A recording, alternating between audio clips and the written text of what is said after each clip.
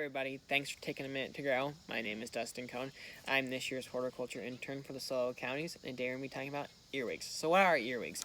Earwigs are these little brown bugs that you may have seen running around in your yard or in your landscape or in your containers.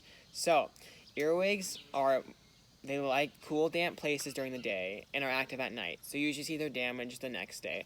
And as you can see here, I have an example of a leaf that has some earwig damage on it. As you can see, there's holes in your leaves, and it's not the best looking aesthetically, and it's also not good for your plants. So I have a couple examples of stuff that you can use to treat earwigs. And first, whenever you go about treating any insect or anything, you want to make sure you read the labels carefully to know how to treat the best way.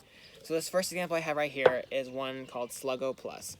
And this one I use in landscape purposes because it's a granular, so I use it to bait around like my hostas to protect my hosta leaves from earwigs. And I like using this one in landscapes because you can cover a lot of landscape with this little bottle right here. But the one kind of downside to this one though is it has to be reapplied every time it rains. So like this one I would suggest using in landscape to compare to containers, because in containers when you'd water it you have to replace it, so that would be very cost effective. The next one I have is this fungicide, this Fertilome. It's a 3-in-1 fungicide, miticide, and insecticide. And I like using this one because it's more of an organic option. So this one contains neem, and this one is one you'd mix up in this pump sprayer right here. So this one is 2 tablespoons for every 1 gallon.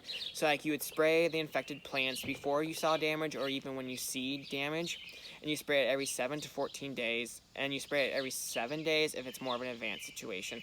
And I have been using this one this season, and I've really seen a lot of great results in my plants. Because this one is a one that once you spray it, it drives the bugs out, so the earwigs out, and then the earwigs, when they go back to eat the plants, that's how it gets rid of them. And the last option that you could use is 7, which is a synthetic.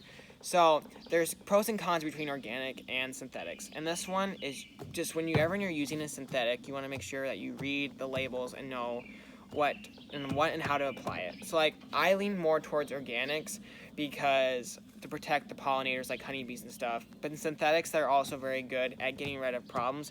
But you just want to make sure that you're getting rid of the right insects and not getting rid of the beneficial pollinators.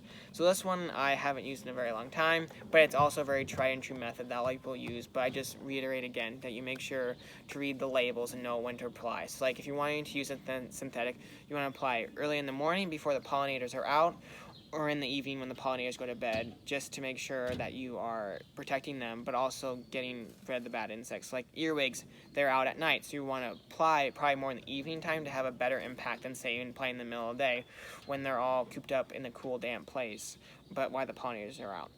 So thank you for taking a minute to grow and learning about how to control earwigs.